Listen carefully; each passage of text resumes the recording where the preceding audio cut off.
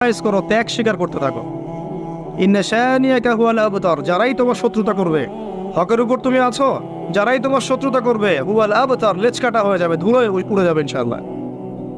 হকের উপর আপনি থাকেন, যারা আপনাকে প্রতিবন্ধকতা সৃষ্টি করার চেষ্টা করবে, আল্লাহ পাক স্বয়ং তাদেরকে ধুলো বানিয়ে উড়িয়ে দিবেন ইনশাআল্লাহ।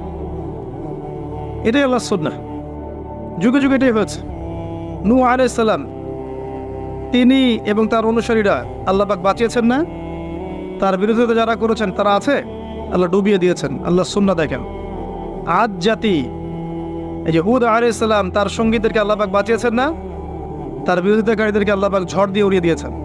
সামুদ জাতি, এই যে সালেহ আলাইহিস সালামের কওম, আল্লাহ পাক তাকে এবং তার অনুসারীদেরকে বাঁচিয়েছেন না? দুনিয়া আখিরাতে সম্মানিত করেছেন না? তার বিরোধিতাকারীদেরকে আল্লাহ পাক বজ্রপাত দিয়ে ধ্বংস করে দিয়েছে। ফিরআউন, এর পুরো